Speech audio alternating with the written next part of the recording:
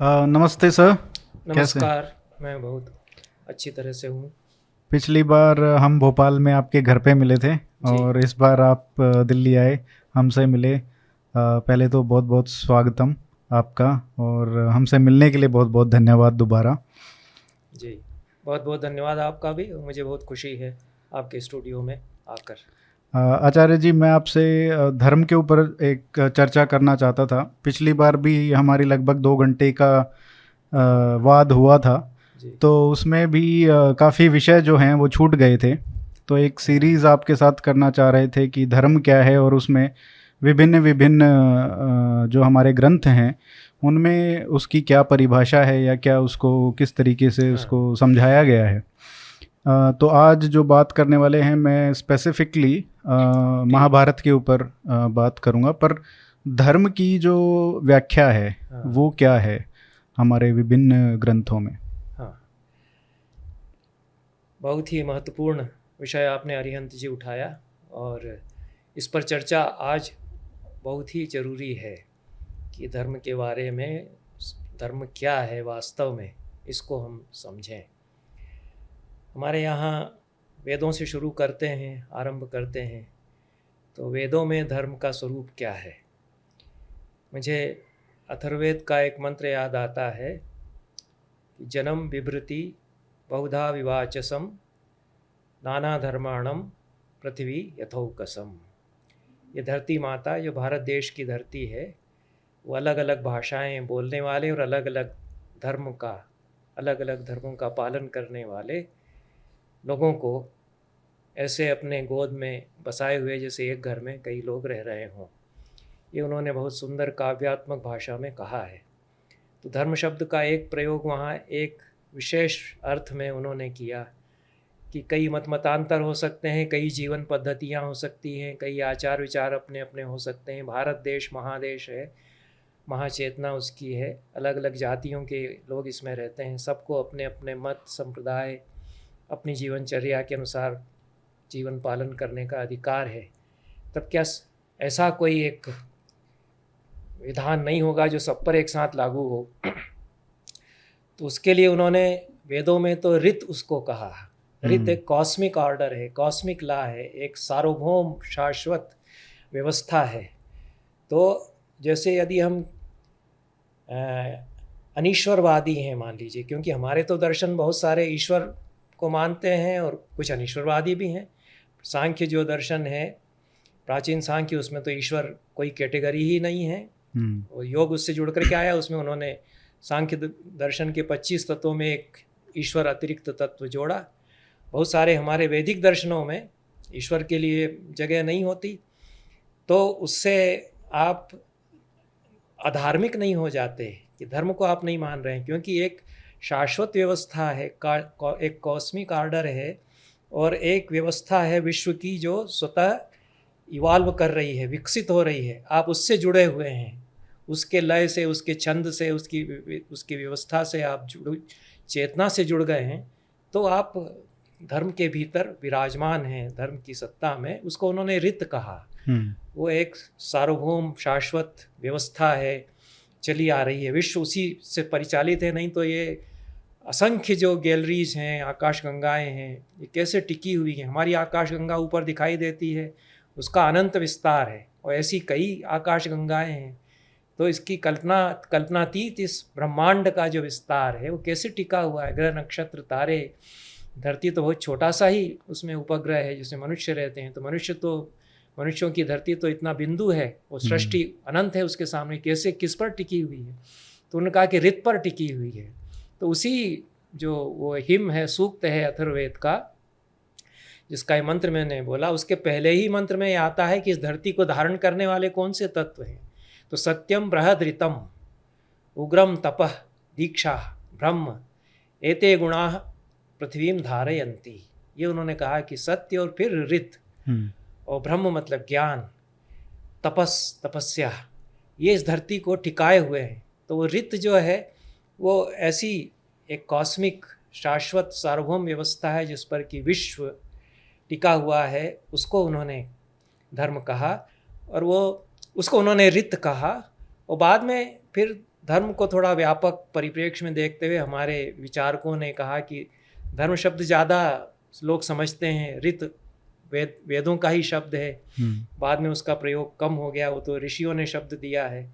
तो जो लोक भाषा है उसमें धर्म लोग ज़्यादा समझते हैं, तो उन्होंने फिर धर्म का लक्षण ये किया कि धारणा धर्मम इत्याहु, धर्मो धारयते है प्रजा। जो धारण करता है वो धर्म है। उसकी परिभाषा ही यह है कि जो दुनिया को टिकाए हुए है, जो दुनिया को धारण करता है वो धर्म है। और प्रजा, जनता को, समाज को जो चला रहा है, धारयते, धारण जो कर रहा है वो धर्म है। तो ये उस व्यापक परिप्रेक्ष्य में धर्म का लक्षण है, और ये एक मानदंड या क्राइटेरिया भी है कि जो चीज़ें हमको धारण किए हुए हैं, धारे हुए हैं, जो सस्टेन कर रही हैं, उन सब को धर्म के अंतर्गत हम मानते हैं। ऐसी चीज़ें जो हमको गिराती हैं, कहीं न कहीं अव्यवस्था पैदा करती हैं, वो धर्म की परिधि से बाहर हैं।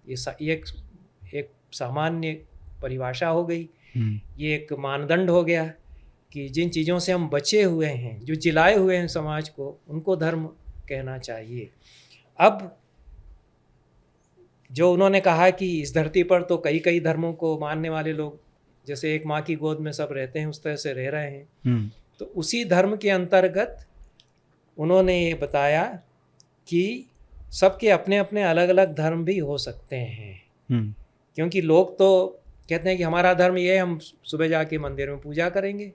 अब जो मंदिर में जाके सुबह पूजा नहीं करता है, वो क्या धर्म को नहीं मानता है? वो अगर नैतिक है, सत्य का पालन कर रहा है, दूसरों की भलाई कर रहा है, उपकार कर रहा है, तो ये चीज़ों से वो टिका हुआ है। उसको लगता है कि मेरा जीवन इससे चल रहा है, मैं अपने भीतर इससे सुकून पा रहा हूँ। किसी को ईश्वर की आराधना करने में सुकून मिल रहा है, उसको लग रहा है कि मैं इससे टिका हुआ हूँ, मैं नैतिक इसकी वजह से ज़्यादा बना हुआ हूँ, ईश्वर की आराधना से मेरा चित्त पवित्र होता है। किसी को लगता है कि मैं दूसरों की, समाज की सेवा करने से मेरा चित्त पवित्र होता है, मेरी मुक्ति उसमें है। तो उन्होंने कहा कि उस बड़े धर्म के अंतर्गत जो समाज को जिलाता है, सृष्टि को बचाए हुए है, उसके अंतर्गत सबके अपने अपने धर्म भी हो सकते हैं। तो महाभारत ने फिर हमको ये बताया, उसको बहुत स्पष्ट उन्होंने कहा कि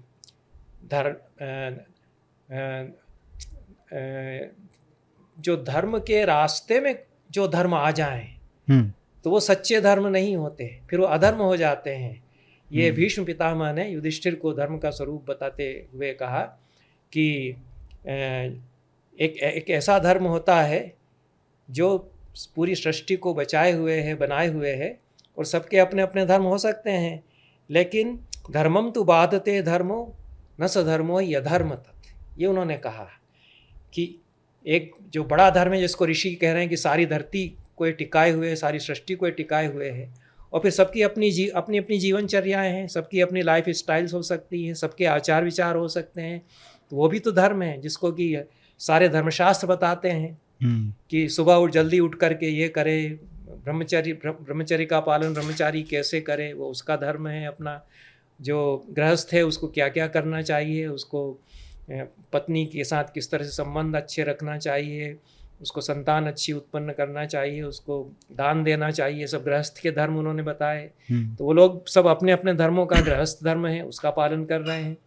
तो सन्यासी के अपने धर्म हैं, जो वानप्रस्थ हो गया 50 साल की उम्र में, उसके धर्म उन्होंने बताए। तो जो स्मृति हैं उनको धर्मशास्त्र कहा गया, वो भी धर्म को बताती हैं, तो वो भी तो धर्म को बता रही हैं।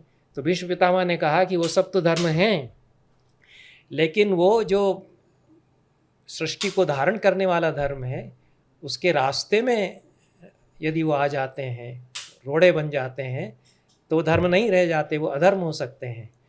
तो मेरे धर्माचरण से, जिसको मैं धर्म मान करके और आचरण कर रहा हूँ, उससे समाज की क्षति होती है, किसी को दुख पहुँचता है, तो वो धर्म नहीं रह जाएगा।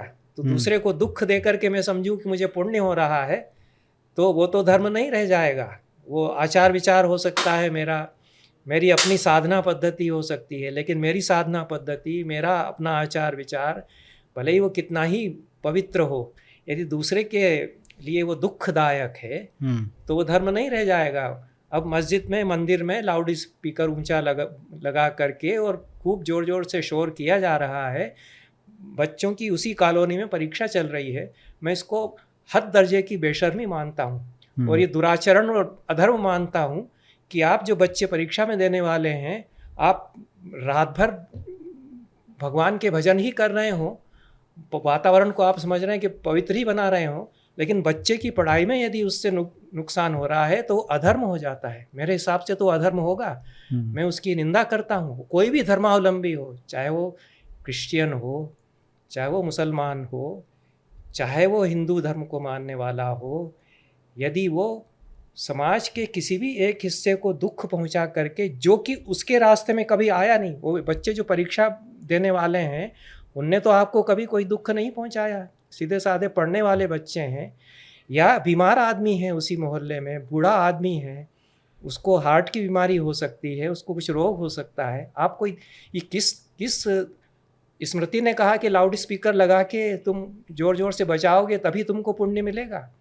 ये तो नहीं उन्होंने कहा, तो ये तो हमने मान लिया। हमको सुकून मिल रहा है कि जितनी ज़ोर ज़ोर से हमारे धर्म का प्रचार होगा उतना ही हमको पुण्य मिलेगा, ये हमने मान लिया। लेकिन वो हमारा अपना ऐसा धर्म है, जब तक वो दूसरे के रास्ते में नुकसान पहुंचाने वाला ना हो जाए, दूसरे को क्षति ना पहुंचाए, दुख ना पहुंचाए, तब तक तो वो धर्म है।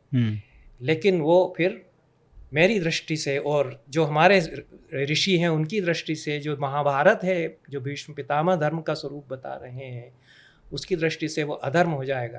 तो हमारे समाज में बहुत सारी जो तकलीफ़ें हैं इस समय, विसंगतियां हैं, उनका कारण यह है कि हम उस महाभारत के संदेश को भूल गए हैं कि जो समाज को धारण करने वाला धर्म है, उसके रास्ते में हमारे ये जो छोटे छोटे धर्म हैं ये ना आए, उसको बाधा ना पहुंचाएं।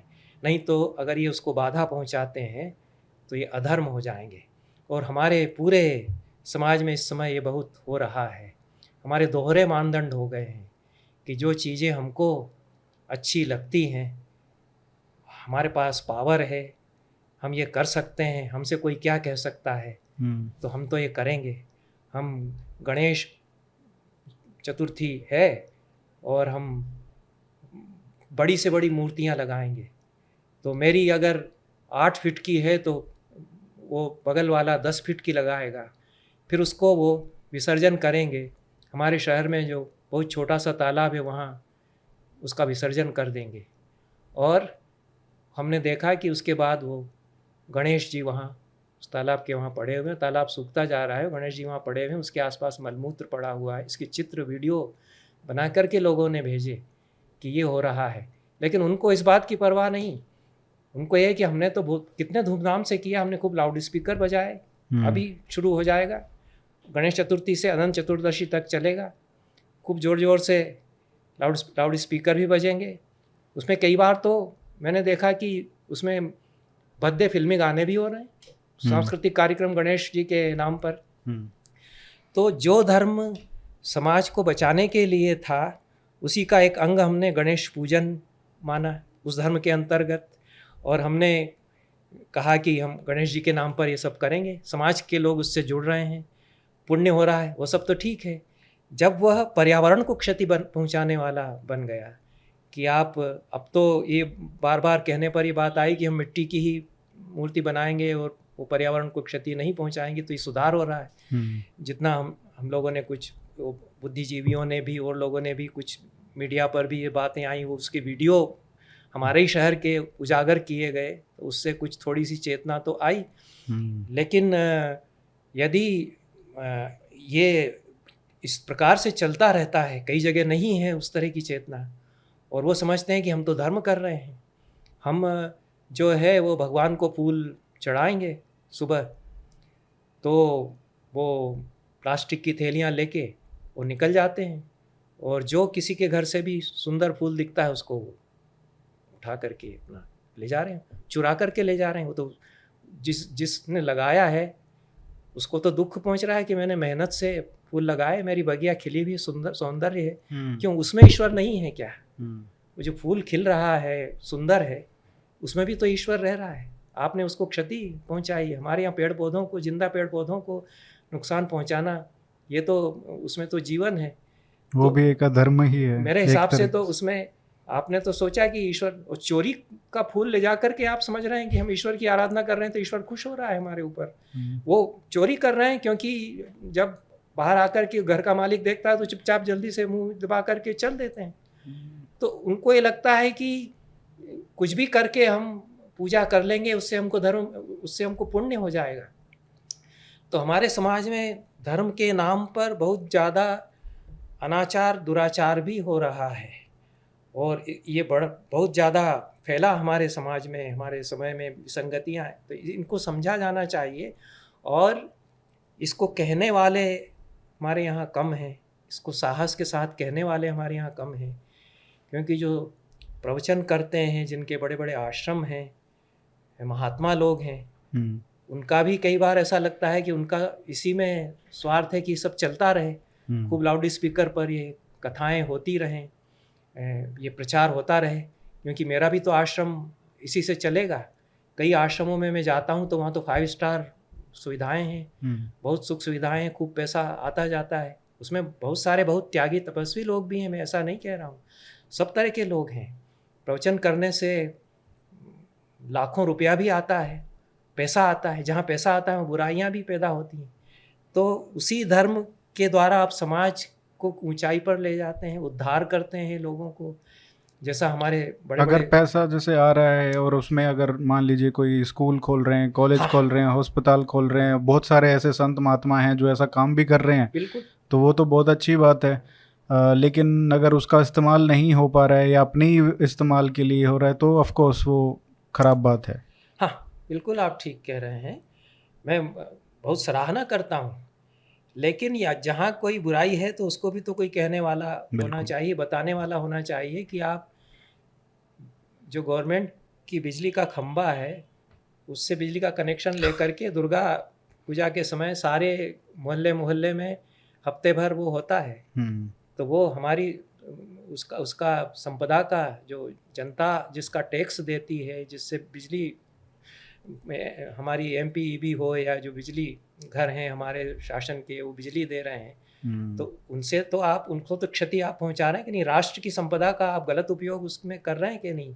और चूंकि धर्म के नाम पर है तो उसकी हिम्मत नहीं होती है, वो बिजली विभाग के लोग आकर के वो कह दें उसको कि ये काटो यहाँ बिजली, तुमने गलत कनेक्शन ले लिया। और सब जगह ये होता है, सभी जगह ये होता है कि हम सरकारी जो खंबे हैं उनसे ही लेकर के वो बना लेते हैं, क्योंकि धर्म कर रहे हैं हम। तो उनको लगता है कि तो पुण्य के कार्य के लिए अगर हमने गवर्नमेंट के उससे अगर ली है, जो कि अन्यथा गलत है। कोई गरीब आदमी अगर अपने लिए कर लेगा तो उसको तो तुरंत सताया जाएगा, लेकिन वो धर्म के नाम पर है। तो लेकिन वो एक आचरण में भी आ गया है कि अगर वो रोज रोज अगर अपने घर के इस्तेमाल के लिए अगर चोरी कर रहे हैं तो ऐसा तो है नहीं कि उस दिन उनका जमीर जाग जाएगा और वो उस दिन अपने घर से बिजली का देने लगेंगे। हमारी जो अनैतिकता है वो प्रतिफलित होती है हमारे जो धर्म के नाम पर होने वाले आचरण में। ये गड़बड़ी हो गई है। तो हमारे और वो इसका कारण भी यही है कि हम जो अपने ग्रंथों में जो लिखी अमूल्य जो चीज़ें हैं उनको पढ़ते नहीं एक तो, और उसके बाद ना कोई पढ़ाने वाला है ना कोई, और खुद तो कोई आता ही नहीं कि हम खुद भी जाके कर सकते हैं अपने तरीके से, क्योंकि लोग बहुत कामों में व्यस्त हैं। कोई अपने पढ़ाई में व्यस्त है, कोई पैसा कमाने में व्यस्त है, कोई विभिन्न तरीके की चीज़ों में लिप्त हैं, तो उनको कोई समय नहीं है, ना उसका कोई उनको ख्याल है कि हमको करना भी चाहिए, ना कोई इम्पोर्टेंस बताता है उनको। ये कुछ जटिल परिस्थिति हो गई, उसमें सत्ता राजनीति भी एक सीमा तक शामिल है, उसमें धर्म के जो ठेकेदार हैं वो भी शामिल हो जाते हैं, समाज में लोग हैं जिनको अपनी नेतागिरी चमकानी है वो भी शामिल हो जाते हैं। बंगाल में आप देखिए दुर्गा पूजा के नाम पर चंदा किस तरह से वसूला जाता है, आतंकित करके भी चंदा लिया जाता है, ये भी होता है।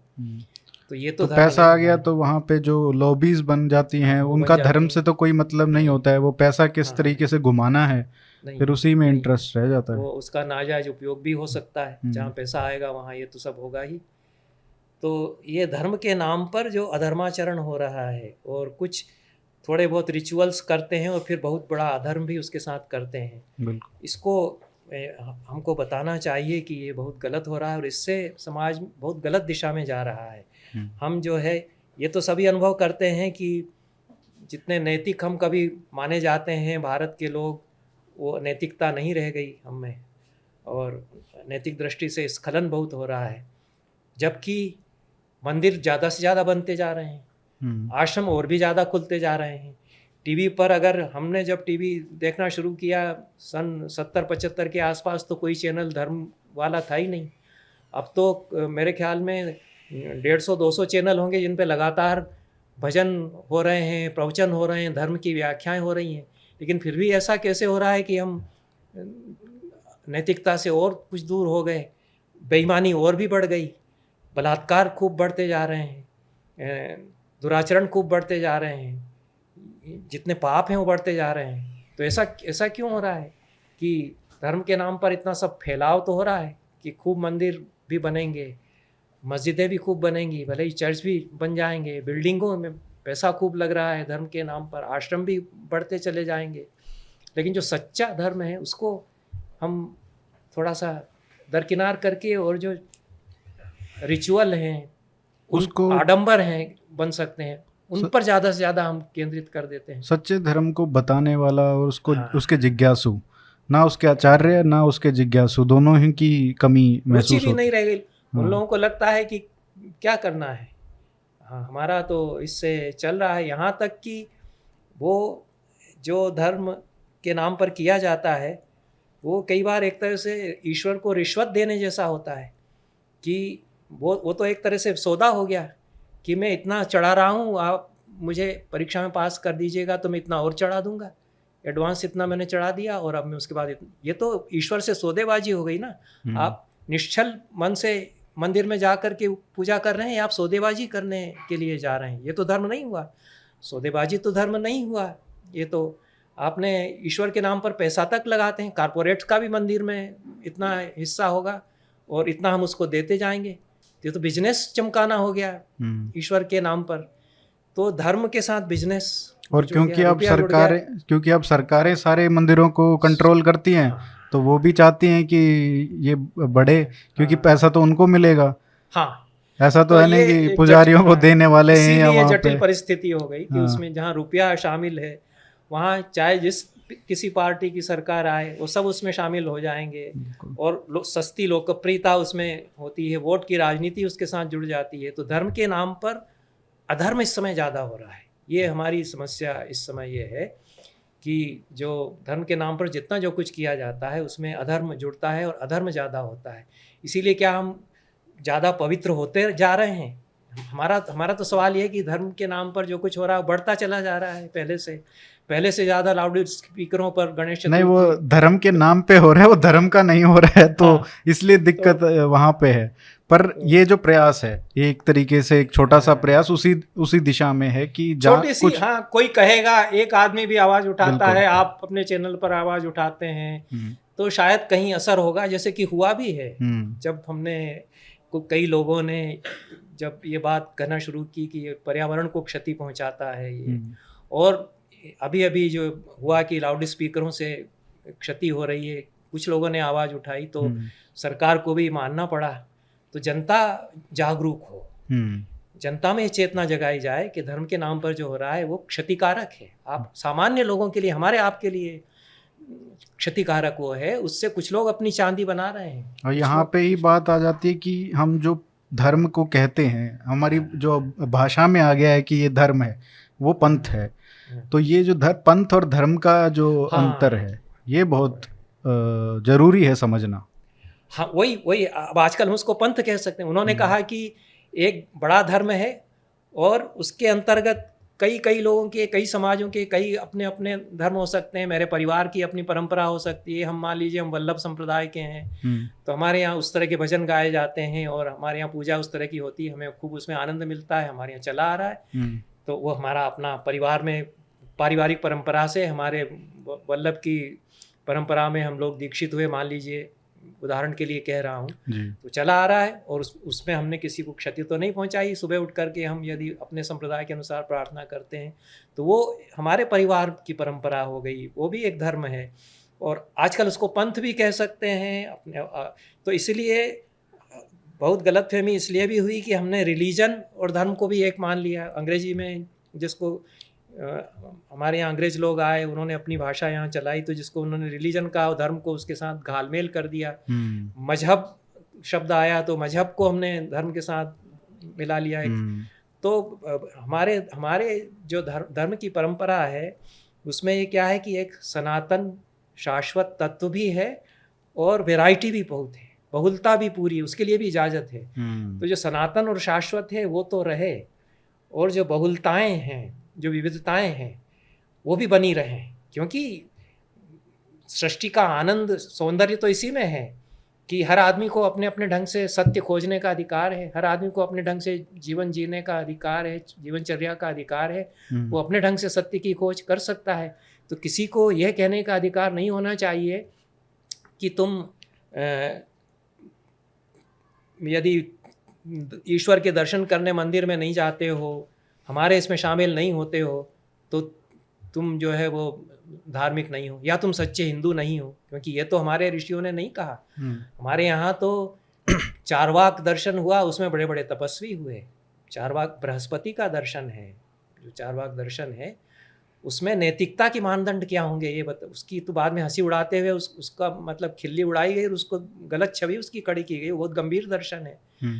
तो उसको भी तो हमारे ऋषियों मुनियों ने ही कहा है, वो भी ऋषि मुनि है जिन्होंने। लेकिन बहुत समय तक मेरे ख्याल से अभी तक कुछ 500-600 सालों तक भी चारवाक दर्शन को हिंदू धर्म का या सनातन धर्म से थोड़ा अलग ही देखा जाता रहा। जो और भी संत हुए या और महात्मा हुए उन्होंने भी उसको अलग ही देखा है, क्योंकि एक नास्तिकता जो है वो कभी भी ये नहीं है कि नास्तिक नहीं हो सकते, या तो आपका जो अंडरस्टैंडिंग है आस्तिक होने का वो अलग अलग हो सकता है, पर अगर नास्तिक में चले गए तो शायद फिर आप विधर्मी हो गए। हाँ, वो हमारे यहाँ की दृष्टि नहीं है। ये हमारे यहाँ मेडिवल पीरियड में मध्यकाल में आती है। मध्यकाल में थोड़ी रिजिडिटी आ जाती है, कठोरताएं आ जाती हैं, क्योंकि हमारे ऊपर हमला हो रहा है, हमारे ऊपर तुर्क हमला कर रहे हैं बाहर से। तो धर्म को बचाने के लिए कठोर हो गए हमारे जो धर्म के नियामक थे, हमारे जो समाज के नेता थे, उसके कारण ये चीज़ें आईं। तो जो ओपननेस थी हमारे यहाँ वो ख़त्म की गई उसके कारण। लेकिन हमारे यहाँ तो ये परंपरा ये रही है कि चारवाक लोग समाज के हित की बात करते थे, और हर राजा के यहाँ एक चारवाक दर्शन को मानने वाला उसके कैबिनेट में मंत्री होगा, ये परंपरा रही है।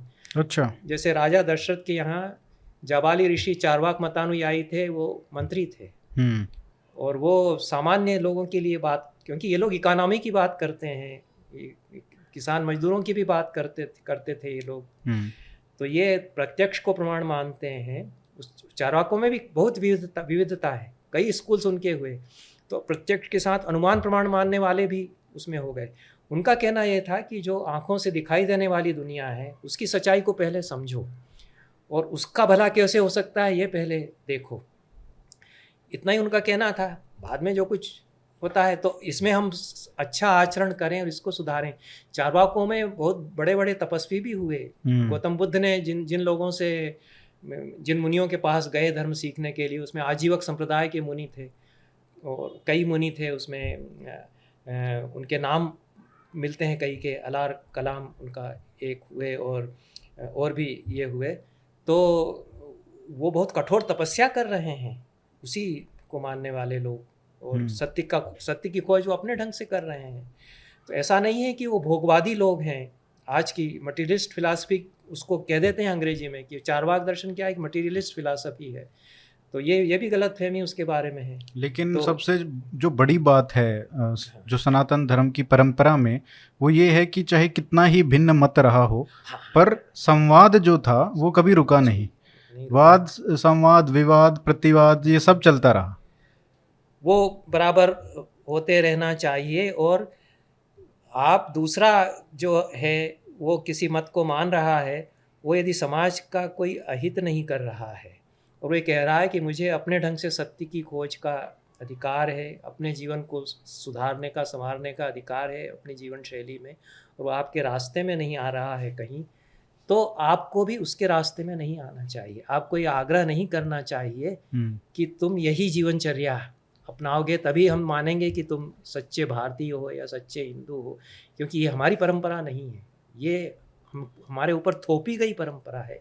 ये कॉलोनाइजेशन जो हुआ 200 साल में, हमारे दिमागों की धुलाई हुई, उसमें एक एकांगी पद्धति कि एक प्रोफेट होगा, क्राइस्ट ही एक है। वहाँ हमारे यहाँ तो हजारों बड़े बड़े ऋषि मुनि हुए, वहाँ एक ही टेक्स्ट है, बाइबल है या कुरान वहाँ है, तो एक पैगंबर मोहम्मद हैं, एक ईसा मसीह हैं, और कोई नहीं। हमारे यहाँ तो कितने सिद्ध कितने संत, गोरखनाथ हैं तो क्या वो कम सिद्ध हैं? रामकृष्ण परमहंस हैं तो कितने पहुँचे हुए सिद्ध हैं, वो किसी वैदिक ऋषि से कम थोड़े ही, उन्होंने भी तो ईश्वर के दर्शन कर रखे हैं। वो तो ये कहते हैं कि मैं ये सिद्ध कर दूंगा कि क्रिश्चियन मत से साधना करके भी ईश्वर के दर्शन हो जाएंगे, इस्लाम मत से साधना करके भी खुदा के दर्शन हो। उन्होंने खुद साधना करके बताया, मैं ये करके बता सकता हूँ। वो ऐसे पहुँचे हुए संत थे।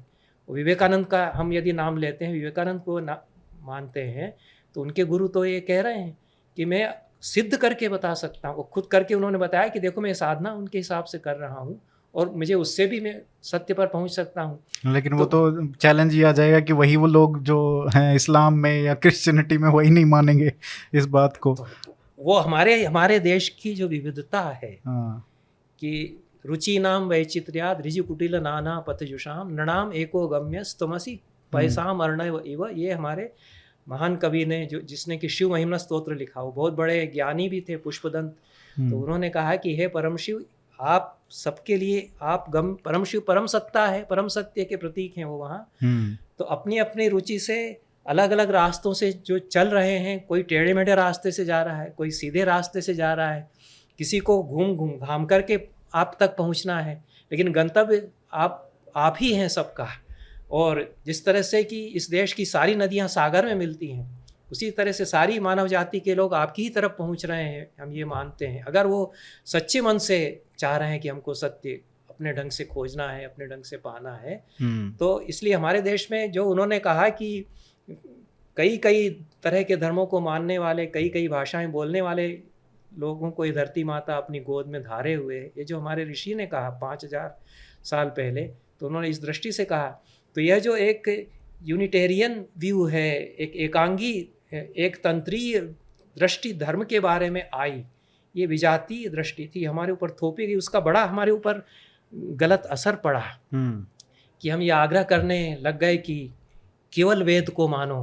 तुम्हारी किताब क्या है? जैसे उनकी किताब है बाइबल, उनकी किताब है कुरान, तो कहो कि वेद ही केवल हमारा वो है, क्योंकि और भी तो हमारे तो कई हमारा कोई एक धर्म ग्रंथ ज्ञान तो एक पुस्तक में नहीं है। हाँ, और सबके लिए ज्ञान है। तो हमारे यहाँ ये कहा गया कि तमिल में बहुत बड़े महान तपस्वी हुए, उनको हमारे जो संस्कृत के आचार्य हैं रामानुज मतानुयायी, उन्होंने षटकोपयति कहा, उसका तमिल में भी नाम है उनका। उन्होंने तमिल में जो ग्रंथ लिखा उसको तमिल वेद कहते हैं। और हमारे यहाँ महाभारत पंचम वेद है, नाट्यशास्त्र को 5वां वेद कहा। तो एक वेद 4 वेद हैं, उसके बाद और भी वेद, क्योंकि ज्ञान की जो परंपरा है वो तो सत्य की खोज तो कई ग्रंथों में होती रही हमारे यहाँ। तो ये जो विविधता है इसको नष्ट किया गया। जो हमारे देश का सौंदर्य उसकी पूरी विविधता में था कि अपने अपने ढंग से सत्य का साक्षात्कार लोग बिना किसी दूसरे को क्षति पहुंचाए हुए यदि करते हैं तो उनको करने दिया जाए। जो स्वतंत्र चेतना थी, जो स्वराज था हमारे भारत का, वो हमसे छीन लिया गया। वो धर्म के नाम पर जो एक तंत्रीयता लाई गई, उसके कारण तो ये हमारी समस्या है। ये तो कहीं ना कहीं जो एकीकरण है या एक मत को आगे बढ़ाना है, ये कहीं ना कहीं ऐसा है कि हमारे सामने एक ऐसा चुनौती आई कि इस्लाम की हो चाहे क्रिश्चियनिटी की हो, कि इनका हमको लगा कि ये इतने सक्सेसफुल क्यों हैं, कि ये इनका सब एक मानते हैं। यूनिटी का जो है ना कि एकता होनी चाहिए, वो हमको लगा कि हमारी जो सबसे बड़ी कमी है वो एकता नहीं है। बहुलता तो बहुत है, लेकिन एकता में बहुत, तो हमको एक होना है। अब एक तो हर रोज कोई एक कैसे हो सकता है जब सब कुछ एक ही को मानो, आप एक ही भगवान हो, एक ही हाँ। मत हो, एक ही आपके सब लोग हाँ। एक ही के विचार हों, वहाँ पे आप एक तो हो जाओगे, पर जो बहुलता में जो सुंदरता है वो खत्म हो जाएगी। हाँ, और जो मनुष्य की अपनी स्वाधीनता है, उसकी अपनी, वो खत्म हो जाती है। बिल्कुल। क्योंकि मुक्ति क्या है? मनुष्य की अपनी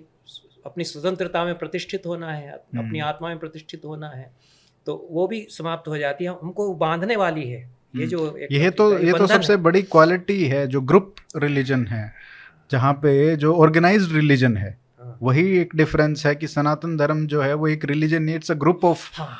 और वहाँ पे अगर आप इस्लाम की बात करें, क्रिश्चियनिटी, वो ऑर्गेनाइज्ड है। हाँ। मतलब एक पैक्ट है, प्रिंसिपल्स हैं, ये हैं, इसको फॉलो करना है, अगर आप ये नहीं करते तो आप नहीं हो। तो ये आप वो ठीक उस कह रहे तरीके हैं। का अंतर आ तो गया। हमारा जो धर्म है वो मजहब या रिलीजन नहीं है उस अर्थ में, और उसको हम मजहब और रिलीजन बनाने लग गए। तो वो कहीं कहीं हमारी विवशता थी, वो ठीक है, लेकिन फिर ये कमजोरी भी तो हमारी थी कि हम जिनकी नकल करके वो एक तंत्रिता ला रहे हैं उनको हमको कन्विंस कराना चाहिए था। हम उनको कन्विंस नहीं करा पाए। हम में ये ताकत थी कि हम उनको बता पाते हैं कि सच्चा धर्म क्या है, हम बताते हैं। अगर हम जगत गुरु हैं तो हम बताते हैं उनको कि सच्चा धर्म क्या है। जैसे हमारे यहाँ शक आए, ऊण आए, और भी विदेशी आते रहे, वो हमारे में खपते गए, क्योंकि उस समय ताकत थी और खप जाने की। लेकिन जब उस समय तक आते आते, जब इतने सालों तक उन्होंने हमारे ऊपर शासन किया, तो वो ताकत भी चली गई। हाँ, वो उन लोगों, जो शक और हूण और ये लोग आए, इनके पास अपनी संस्कृति, अपनी धर्म की स्ट्रॉन्ग ताकत वाली परंपरा नहीं थी, प्रबल परंपरा नहीं थी। तो उनको लगा कि यहाँ तो बहुत तरह की परंपराएं जिसमें से हम कुछ ले सकते हैं। उसमें कोई वासुदेव के भक्त हो गए, ऐसे शक राजा हुए जो वासुदेव के भक्त हैं, ऐसे हूण राजा हुए जो बौद्ध हो गए, क्योंकि बौद्ध धर्म भी यहाँ है। तो वो बहुत सारे विदेशी, यहाँ तक कि ग्रीक राजा आए, मिनांडर, उन्होंने मगध तक वो आ गए थे, उन्होंने राज किया यहाँ। उनका फिर वो इतने ज़्यादा बुद्ध के उपासक हो गए कि मिलिंद उनका नाम हो गया। मिनांडर से वो मिलिंद हो गए, और उन्होंने बड़े संवाद किए, बड़े विद्वान वो हो गए यहाँ रह करके, और बौद्ध धर्म के अनुयायी यहाँ वो हो गए। तो केवल हमारे पूरे उस धर्म में बौद्ध धर्म भी है, अगर उसको धर्म कहते हैं, क्योंकि हालांकि बुद्ध ने या महावीर ने ये नहीं कहा कि मैं कोई अलग धर्म हम कोई अलग धर्म बना रहे हैं, हम अपना ये मजहब चला रहे हैं। उन्होंने कहा कि सच्चा धर्म क्या है हम बताते हैं।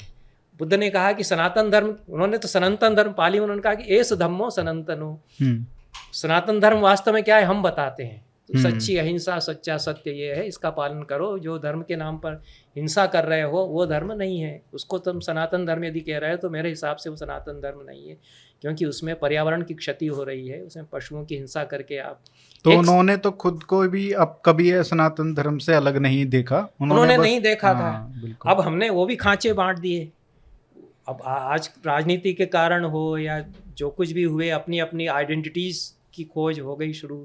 तो अब वो ये मानने को तैयार नहीं है कि हम इसी धारा की एक जो बड़ा व्रत है उसी के भीतर हम भी हैं, ये वो नहीं मानेंगे। और हम जो अपने आप को यदि कोई हिंदू कहता है तो वो उनको अलग मानेगा।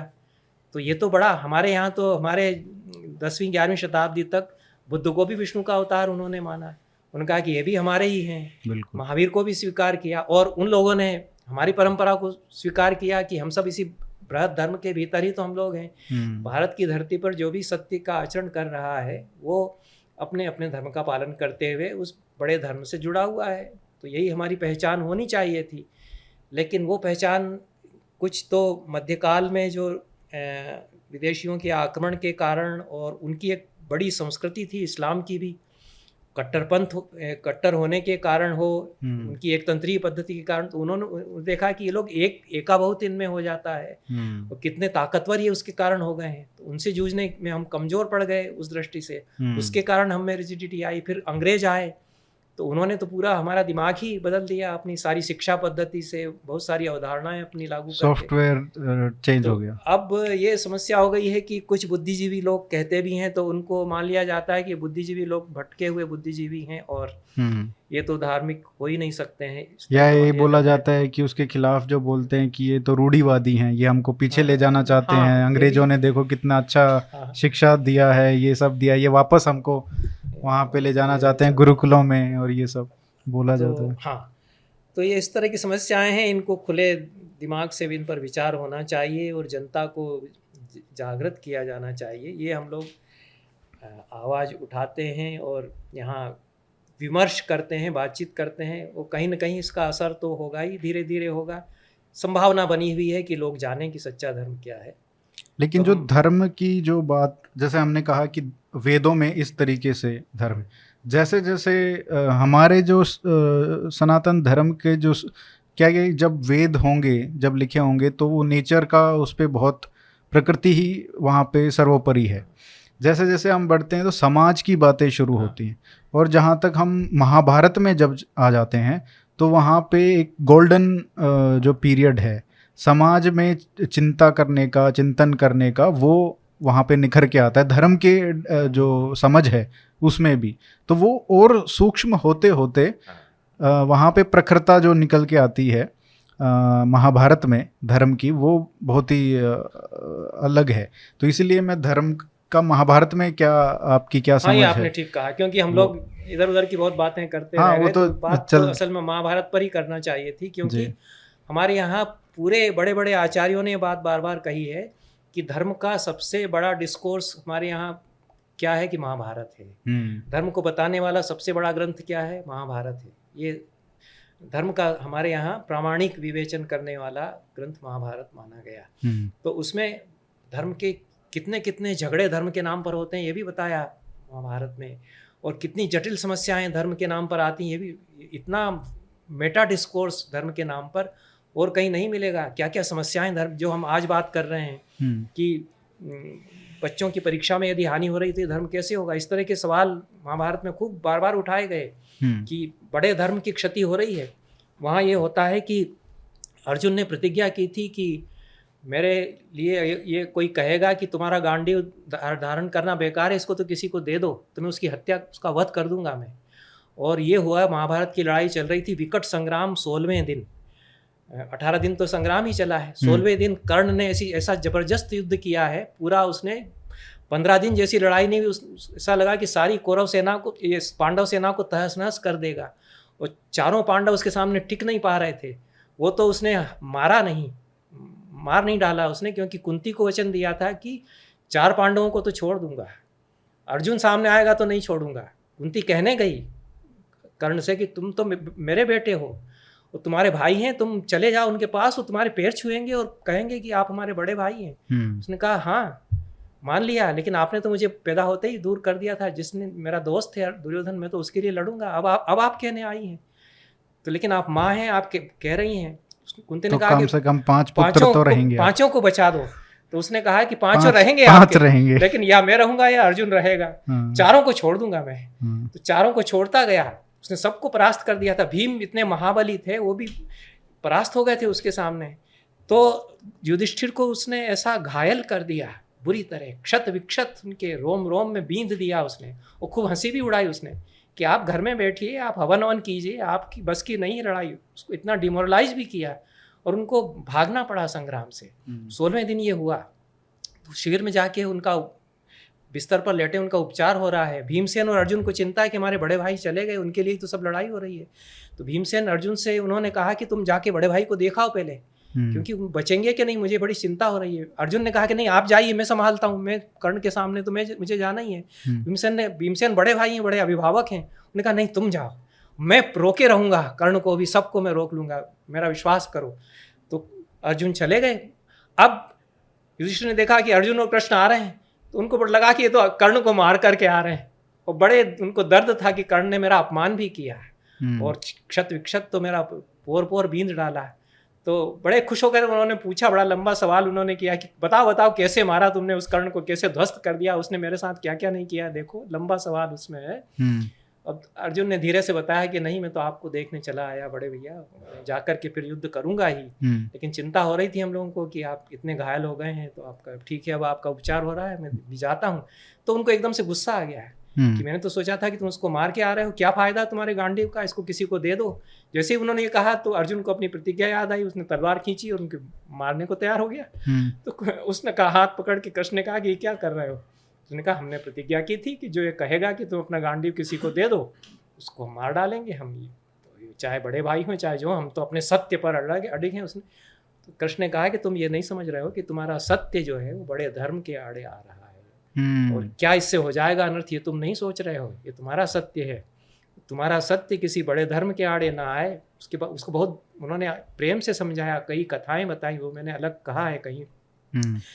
तो ये हमारे छोटे छोटे आग्रह कि हमारा तो धर्म ये है, हमारे लिए तो धर्म ये है, ये हम भूल जाते हैं कि ये बड़े धर्म को चोट पहुंचा रहा है, उसको ख़त्म कर देगा, इससे विनाश सर्वनाश हो जाएगा। तब अर्जुन को समझ में आया कि हम तेज में आके हमने ये तो सोचा ही नहीं कि जिसके लिए हम 16 दिन से अब तक लड़ रहे हैं, जिनके लिए, उनको हम मार देंगे तो फिर क्या रह जाएगा, फिर तो हम भी खत्म हो जाएंगे। क्योंकि युधिष्ठिर कह रहे थे कि कोई भी पांडव अगर मेरे भाइयों में नहीं रहता तो मैं आत्महत्या कर लूँगा।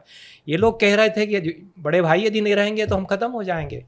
तो फिर किसके लिए जिंदगी? तो तुम तो सारे काज को ही खत्म कर किए दे रहे हो। ये फिर उसको समझ में आया। तो उसको बड़ा बड़ा सुंदर प्रसंग है, उस पर नहीं जाएंगे। लेकिन फिर ये सब बहुत सारे झगड़े धर्म के नाम पर जो होते हैं, वो महाभारत में इतने इतने जगह पर बताए हैं कि आदमी अपने विवेक थोड़ा रुक करके सोच ले कि जो मैं रिचुअल कर रहा हूँ, मैं जो छोटी छोटी अपनी मर्यादाएं, अपने कर्म हो सकते हैं, अनुष्ठान हो सकते हैं, वो मुझे तो सुकून दे सकते हैं, लेकिन ऐसा तो नहीं कहीं कि वो बड़े धर्म की हानि कर रहे हों। ये सोचना चाहिए, ये रुक कर के विवेक से आदमी सोचे। ये संदेश महाभारत देता है। तब उसका एक क्राइटेरिया बहुत सरल ढंग से वो बताते हैं कि सब लोग समझ जाएं। व्यास कितने बड़े वो इंटेलेक्चुअल हैं, कितने बड़े चिंतक हैं वो, कि वो उस सारे तत्व को जो बहुत सारे दार्शनिक ढंग से भी उन्होंने जगह जगह कहा, उसमें तो बहुत दार्शनिक भाषा में भी गहरा चिंतन भी जगह जगह है। तो उन्होंने कहा कि मैं एक सार बता देता हूँ एक वाक्य में कि धर्म का सर्वस्व या मर्म क्या है, कि श्रूयताम धर्म सर्वस्वम श्रुत्वा चैवावधार्यताम आत्मनः प्रतिकूलानि परेशान न समाचरेत। आदमी कुछ भी आचरण करने के पहले ये सोच ले कि मुझे ये अनुकूल लग रहा है तो दूसरे के लिए अनुकूल होगा या नहीं, जो मेरा पड़ोसी है उसके लिए भी अनुकूल होगा या नहीं, और ये बात मेरे लिए प्रतिकूल है तो दूसरे के लिए भी मैं ना करूं। यदि ज़ोर ज़ोर से मस्जिद से अजान आवाज़ आती है, उससे मुझे डिस्टरबेंस होता है, तो ठीक है, मुझे कहना चाहिए कि भाई इसको मत किया करो। लेकिन मेरे मंदिर से रात भर ज़ोर ज़ोर से भजन कीर्तन होते हैं, और अभी भी हो रहे हैं, ऐसा नहीं है कि एकदम बंद हो गया। हमारे यहाँ तो अभी होगा कोई उत्सव तो उसमें बहुत ज़ोर ज़ोर से पंडित जी से कराया जाएगा, उनके सामने खूब लाउड स्पीकर लगाया जाए, उनको भी खुशी होगी, क्योंकि जितनी ज़ोर से उनका फैलेगा आसपास के लोग आएंगे, वो दक्षिणा आएगी, उनका उससे स्वार्थ जुड़ा हुआ है, उससे पड़ोस में रहने वाले किसी को हानि होगी। और अगर वो कह रहा है कि मैं बीमार हूँ, मुझे हार्ट की बीमारी है, आप कम बजाइए, तो उसको वो कह देंगे कि आप अधार्मिक हैं, आप नास्तिक हैं। इससे कैसे हो सकती है? माने मस्जिद से अजान आ रही है, उससे तो चोट पहुँच सकती है, लेकिन हम चूँकि हम कर रहे हैं, हमारे अनुकूल है, तो वो दूसरे के लिए अनुकूल होना चाहिए, ये आग्रह आ जाता है, जबकि नहीं है। क्योंकि हो सकता है कि सचमुच में उसकी समस्या हो, सचमुच में उसको आज इंटरव्यू देने जाना है, उसकी नौकरी के लिए इंटरव्यू है, उस प्रतियोगिता परीक्षा में बैठने जा रहा है, उसको तैयारी करना है, उसकी कैरियर का सवाल है, और आपके उससे उसको क्षति पहुंच सकती है। तो आपका धर्म किसी दूसरे को दुख पहुंचा रहा है, तो वो धर्म नहीं रहेगा। तो ये उन्होंने उसका क्राइटेरिया बताया कि आत्मनः प्रतिकूलानि परेशान न समाचरेत। जो अपने अनुकूल हो उसको दूसरे के लिए भी सोचे कि मैं दूसरों तक उसको कैसे पहुंचा दूं, लेकिन जो अपने को प्रतिकूल लगे वो दूसरे के लिए भी ना सोचे। ये फिर जो है धर्म का मर्म समझ करके फिर ठहर करके और आदमी को सोचना चाहिए। कई बार हम दूसरे के लिए मैं कहीं गलत तो नहीं करने जा रहा हूँ ये नहीं सोचते, समाज के लिए कहीं इससे गलत तो नहीं कुछ हो जाएगा ये हम नहीं सोचते। हम कई बार बहुत व्यक्तिवादी होकर के मेरा तो पुण्य हो ही रहा है, मुझे तो इससे पुण्य मिल रहा है, हमको तो लाभ मिल ही जाएगा। आप यदि स्वर्ग भी हासिल कर लेते हैं लेकिन दूसरे को दुख पहुंचा करके हासिल किया है तो आप नरक में भी जाएंगे।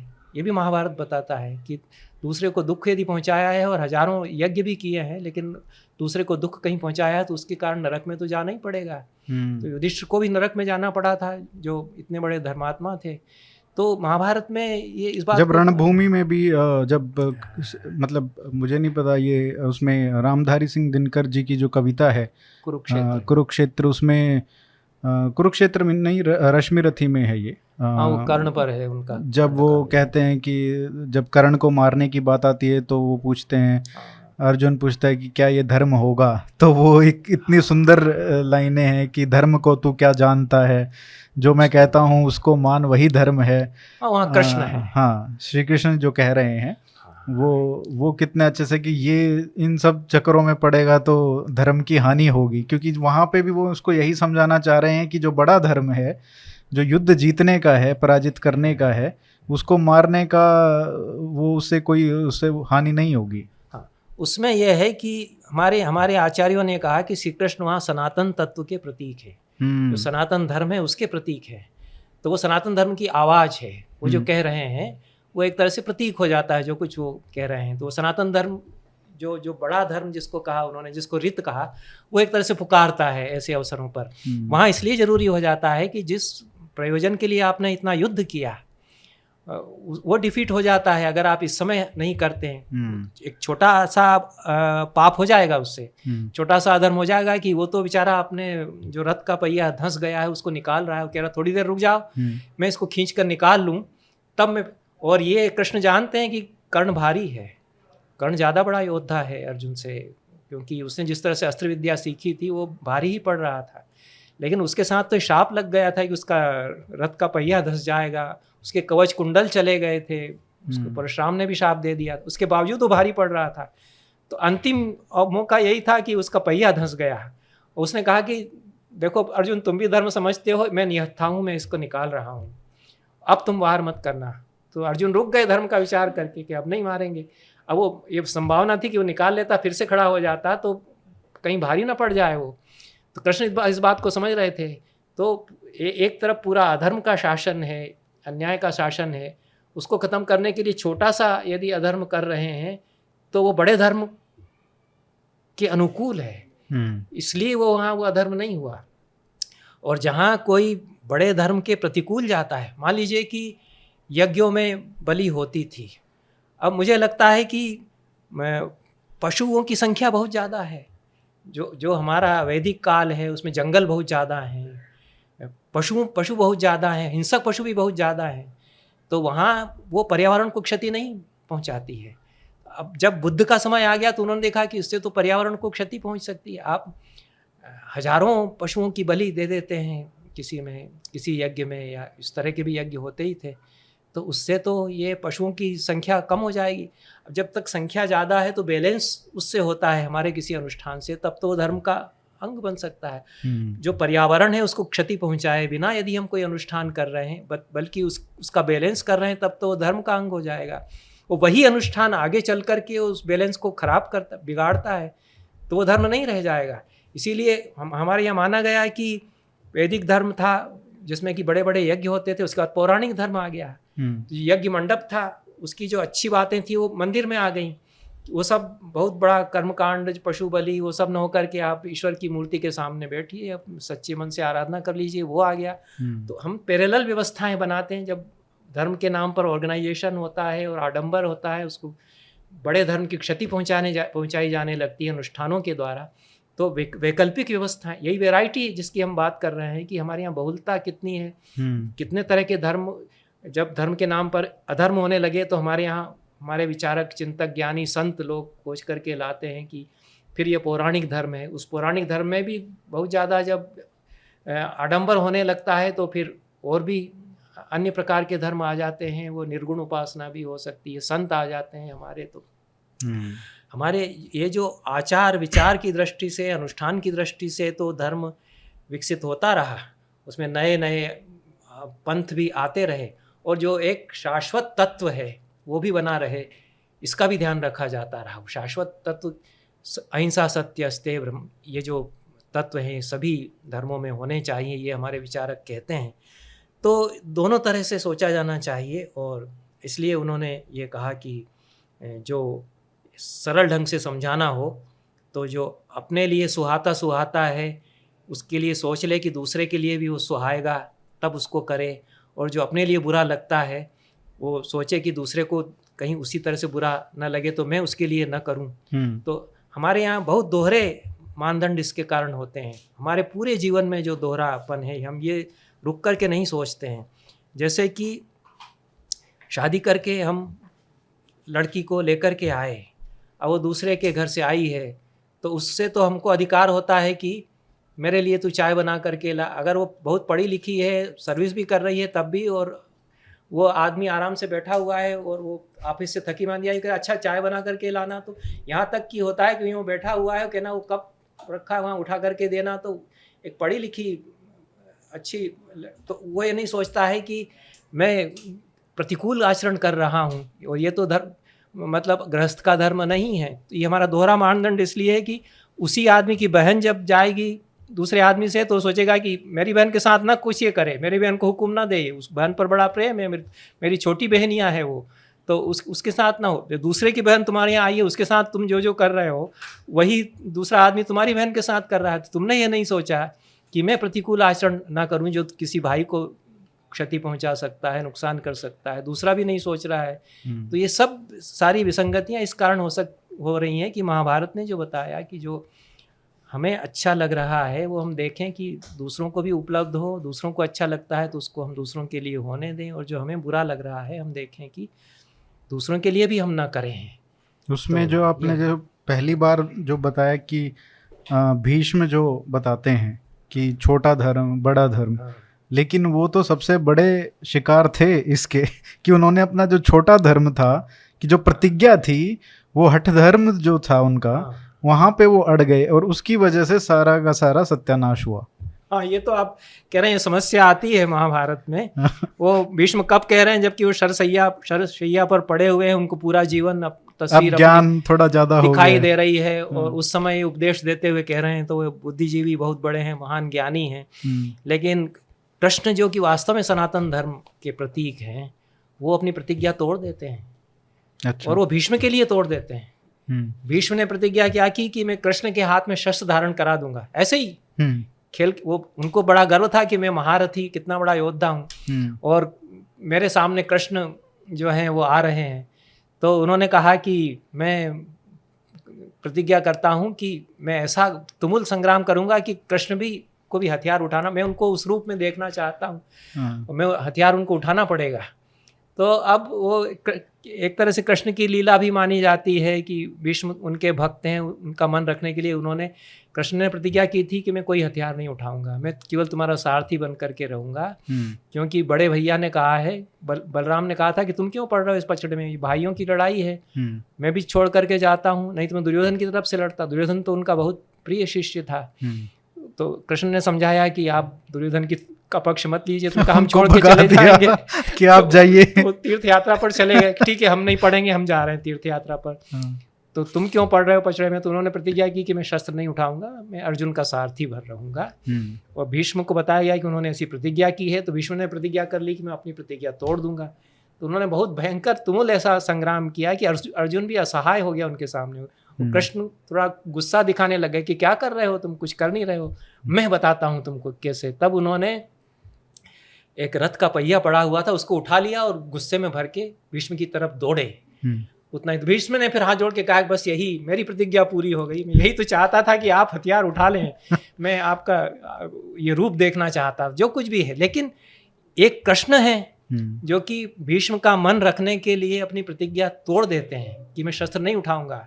एक भीष्म है जो अपनी प्रतिज्ञा ऐसी प्रतिज्ञा कर लेते हैं कि वो उससे बड़े धर्म का भी इतना बड़ा नुकसान होता है बाद में। हाँ, कम से कम ये व्याख्या तो हम कर ही सकते हैं कि माता कह रही कि तुम विवाह कर लो, अब जब कुल में कोई नहीं बचा, चित्रांगद नहीं रहा, विचित्र वीर्य नहीं रहा, राजा कौन होगा। ये प्रतिज्ञा तुमने विवाह न करने की, आजीवन ब्रह्मचर्य की क्यों की थी? क्योंकि मेरे पिता ने वचन लिया था कि मेरी संतान सत्यवती की संतान राजा होगी। अब मेरे कोई संतान ही नहीं है, अब मैं विधवा हूँ, तो अब तुम विवाह कर लो। तो उन्होंने कहा नहीं, मैं प्रतिज्ञा नहीं तोड़ूंगा। तो ये माता का जो आदेश है वो भी तो बड़ा धर्म, ये हमारे धर्म के जो आचार्य उन्होंने ये भी कहा कि माता का आदेश सबसे बड़ा आदेश होता है, वो माता परम गुरु है, गुरुओं में सबसे बड़ी गुरु होती है। तो माता ने यही कहा था कि इस बात को मान करके मेरा आदेश मान लो, उन्होंने नहीं स्वीकार किया। तो कम एक व्याख्या हम ये भी कर, हालांकि महाभारत में इतनी जटिलताएं हैं, वो बहुत सरल ढंग से भी बता दिया, उसी को हम स्वीकार करें, वो कि आत्मनः प्रतिकूलानि परेषां न समाचरेत्। और भी सरल ढंग से उन्होंने कहा कि अष्टादश पुराणेषु व्यासस्य वचनद्वयं परोपकारः पुण्याय पापाय परपीडनम। बहुत और सरल ढंग से समझना हो तो 18 पुराणों में महाभारत सहित महर्षि व्यास का कथन ये है कि दूसरे का भला करो वही पुण्य देने वाला है, दूसरे को दुख पहुंचाओगे वही पाप होगा। ये क्राइटेरिया और भी आसान ढंग से बताते हैं। तो जिससे किसी भी तरह से किसी की हानि हो, दूसरे को दुख पहुंचे, मतलब पर्यावरण को भी यदि क्षति होती है कि हम धर्म का आचरण करने के लिए बहुत सारे पेड़ काट देते हैं और उससे पूरा पर्यावरण नष्ट होता है, उससे समाज को तो दुख पहुंचेगा ही, क्योंकि ग्लोबल वार्मिंग होगी, जितना ही पेड़ खत्म होंगे, डिफॉरेस्टेशन होगा, वो यदि धर्म के कारण हो रहा है तो अन्य किसी कारण से हो रहा है। तो आप बहुत बड़ा मंदिर बनाने के लिए यदि बहुत सारे पेड़ काटते हैं तो लेकिन ये हानि का भी एक अलग और थोड़ा रोमांचक कॉन्सेप्ट है, क्योंकि अगर आप मान लीजिए अर्जुन है, अगर वो कर्ण को मार रहे हैं तो हानि तो है, लेकिन एक बड़े धर्म की जस्टिफिकेशन है। उसी तरीके से अब आप ये कन्वीनियंस कह लीजिए या कुछ और भी, हम सोचते हैं कि हम ये बड़ा कुछ काम कर रहे हैं, जो हम छोटा पाप कर रहे हैं ये एक बड़े हमारा जो पर्पस बड़े है, काज के लिए है, मीन्स टू एन एंड जो होता है ना, वो कन्वीनियंस है ना। आपने कन्वीनियंस कहा उसको, अर्जुन के लिए तो कन्वीनियंस नहीं थी, उसको तो असुविधा हो रही थी कि मैं ऐसे कैसे कर दूं, मैंने कभी ऐसा नहीं किया कि निहत्थे पर मैं वार करूं। उसने तो सोचा ना।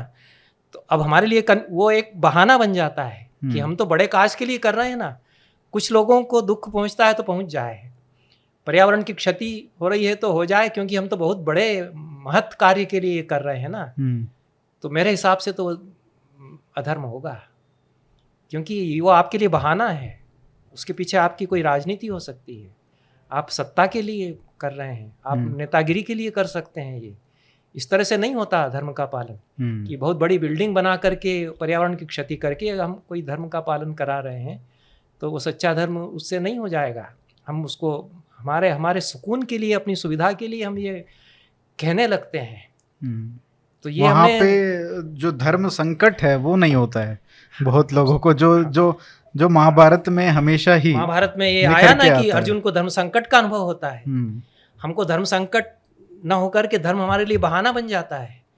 तो लेकिन ये भी बहुत है कि धर्म संकट भी होता है, और ये जानना कि कौन सा रास्ता ठीक है वो काफी मुश्किल हो जाता है कई बार। हाँ, ये दुविधाएं धर्म के नाम पर मतलब संकट आते हैं जीवन में, क्योंकि मनुष्य जीवन इतना जटिल है, उसमें बहुत सारी जटिलताएं तो आती हैं। जैसे महाभारत में इतने बहुत सारे जटिल प्रसंग इसीलिए आते हैं।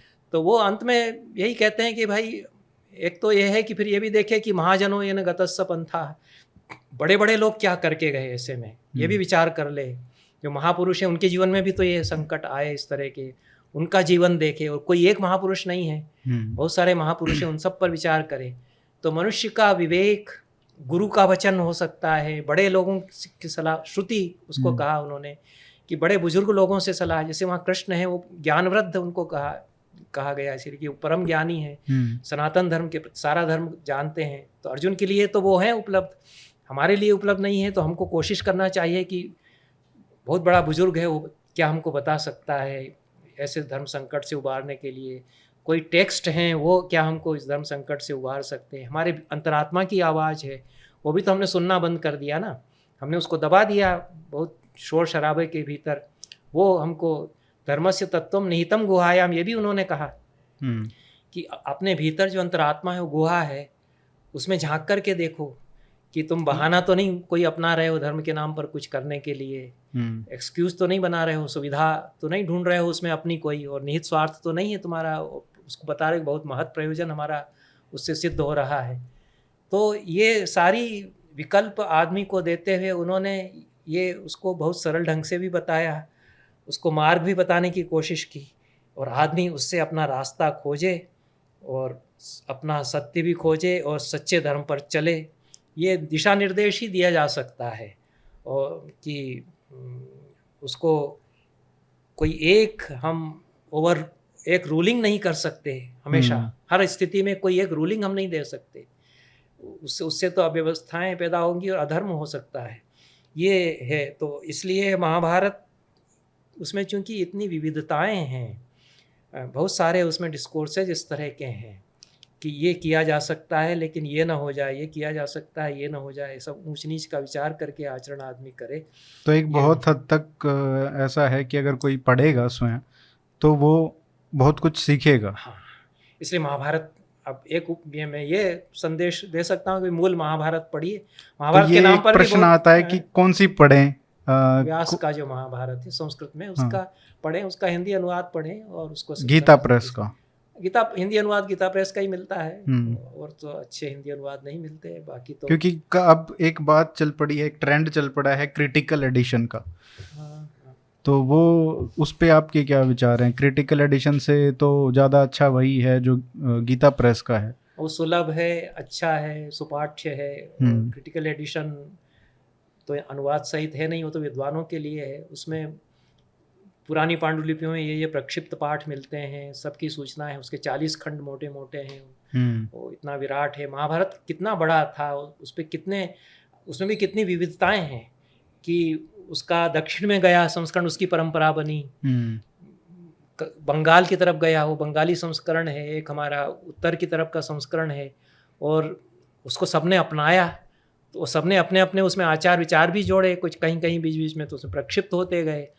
तो वो प्रक्षिप्त हैं इसलिए वो रिजेक्ट कर दिए जाएं ऐसा नहीं है, क्योंकि वो भी तो हमारी परंपराएं हैं। वो तो एक तरीके से कह सकते हैं कि अध्ययन करने योग्य चीज़ है। हाँ। क्योंकि वो हमको बताती है कि वहाँ के जो अलग अलग भिन्न भिन्न राज्य हैं या संस्कृतियाँ थी, उनमें क्या मूल्य निहित थे, वो भी एक दर्शाता है कि उन्होंने उसके हिसाब से उसको ढाला है। तो उसकी अपनी मूल्यवत्ता है। जो समीक्षित पाठ वाला संस्करण है जिसमें कि उसके इंटरपोलेशंस जिसको कहते हैं, प्रक्षिप्त अंश भी जिनको कहते हैं, वो भी रिकॉर्ड में हैं, और आम लोगों के लिए एक आदर्श पाठ उन्होंने ले लिया, उसको सुंदर ढंग से छाप करके हिंदी अनुवाद सहित वो सुलभ है।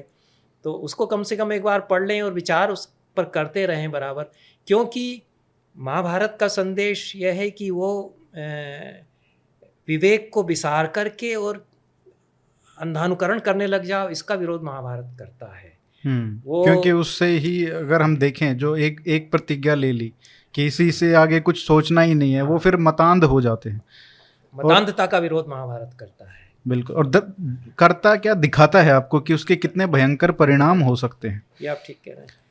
तो आखिरी में मैं बस यही पूछना चाहूँगा कि जो आपने कहा कि जो श्री कृष्ण हैं वो सनातन धर्म के तत्व हैं पूरी महाभारत की कहानी में, उसको आप ऐसे कैसे कह सकते हैं? अगर मैं पूछना चाहूँ कि क्यों आपने ये सेंटेंस कहा? ये मैंने नहीं कहा है, ये हमारे चिंतकों ने, विचारकों ने, जो हमारे इंटेलेक्चुअल्स थे प्राचीन काल में, उन्होंने महाभारत पर विचार करते हुए ये कहा कि श्री कृष्ण इसमें सनातन तत्व के प्रतीक हैं। तो महाभारत धर्म का महाख्यान क्यों है?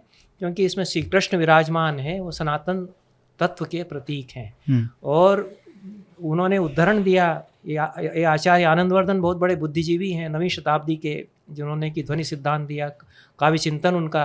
उन्होंने महाभारत पर अपने ध्वन्यालोक में 2-3 पेज में पूरा विवेचन किया है कि इसमें भयंकर संग्राम है, इसमें लड़ाई झगड़े, गाली गलौज भी खूब होता है महाभारत में, गुत्थम गुत्था भी खूब होते हैं। तो इसको आप ऐसा कैसे कह रहे हैं कि शांत रस और धर्म का सबसे बड़ा विचार है?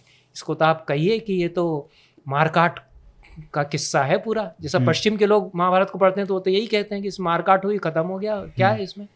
वो उसको समझ नहीं रहे हैं कि इसकी परिणति पूरे इसकी किस में वो दिखा रहे हैं। तो आनंदवर्धन ये कहते हैं कि सारा का सारा जो भयंकर वर्णन है युद्ध का, उसकी बीभत्सताएं हैं, वो व्यास इसलिए कर रहे हैं कि आदमी शांति की खोज करे। जो युधिष्ठिर कहते हैं कि मुझे कितनी विरक्ति हो गई इससे, ये हम लोगों ने क्या कर दिया है, सब संहार हो गया, इसमें नरसंहार हो गया। और अंत में फिर शांति की खोज में जाते ही हैं, हिमालय पर गल जाते हैं, वहाँ जा कर के पांचों पांडव, द्रौपदी, ये सब। तो शांति का संदेश देने वाला महाकाव्य है वो। युद्ध के वर्णन, इतना भयंकर युद्धों का वर्णन भी करता है, तो युद्ध के खिलाफ वो एक तरह से स्टेटमेंट है पूरा 1,00,000 श्लोकों का महाभारत, ये व्यास उसमें कह रहे हैं।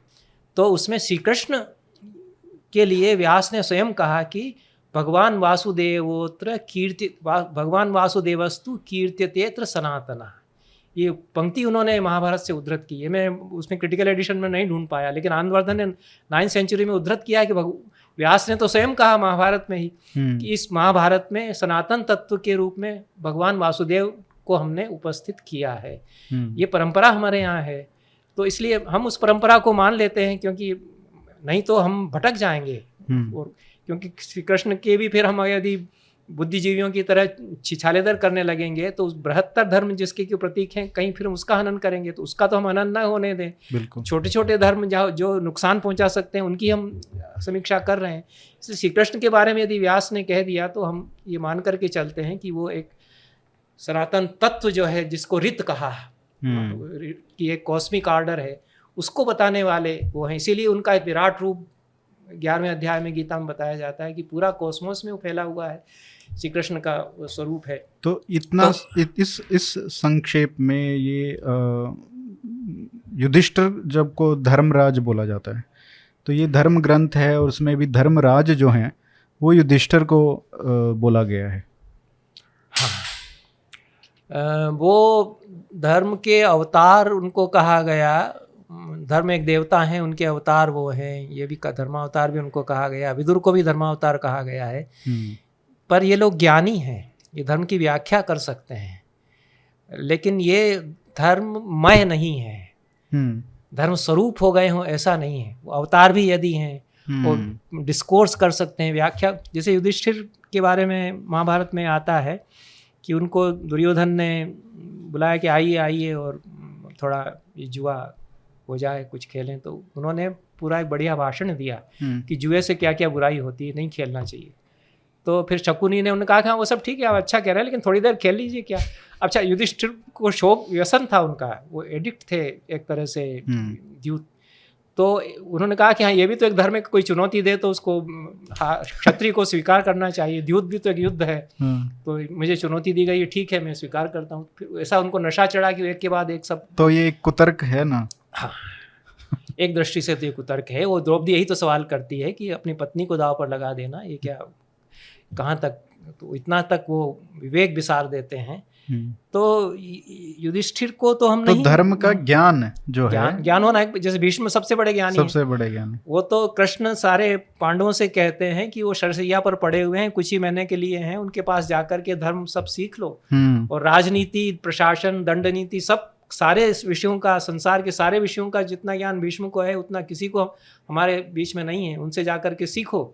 और गदगद होकर, खुश होकर के बताते हैं, ऐसा कुछ नहीं, वो प्रसन्न है। वो भीष्म के लिए बहुत श्री कृष्ण का आदर है। कहते हैं कि चले जाओ, नहीं तो ऐसा मौका नहीं मिलेगा। तब तो ये पूरा भीष्म के सारे प्रवचन होते हैं धर्म के ऊपर, वहाँ पर अंतिम उनके संदेश हैं ये, उनके सारे अनुभवों के निचोड़ के रूप में जो हमने ये कहा कि धर्मम तु बाधते धर्म न स धर्मो हि अधर्म तत्व, ये उन्होंने वहाँ कहा है। तो जो एक बड़े धर्म के आड़े आ जाए वो धर्म फिर नहीं रह जाता, ये सब बातें उन्होंने वहाँ कही। लेकिन श्री कृष्ण के लिए फिर ऐसा नहीं कह सकते। तो श्री कृष्ण तो एक उसमें वो तो धर्म में है, एक बड़े सिंबल के रूप में भी वो हैं, एक पात्र हैं, एक अवतार हैं, ये भी है। लेकिन महाभारत में तो एक बहुत बड़े महाप्रतीक के रूप में भी वो हैं, तत्व के रूप में, तभी तो उनका विराट स्वरूप बताया जाता है जी। तो ये इतना हम कह सकते हैं। इसके साथ हम समाप्त करें। जी सर, बहुत बहुत धन्यवाद। काफ़ी कुछ सीखने को मिला और आशा करता हूँ कि ऐसे ही जब भी हम मिलें ऐसे ही संवाद जो है हमारा चलता रहे अलग अलग विषयों पे। बहुत बहुत धन्यवाद सर। आपको भी धन्यवाद।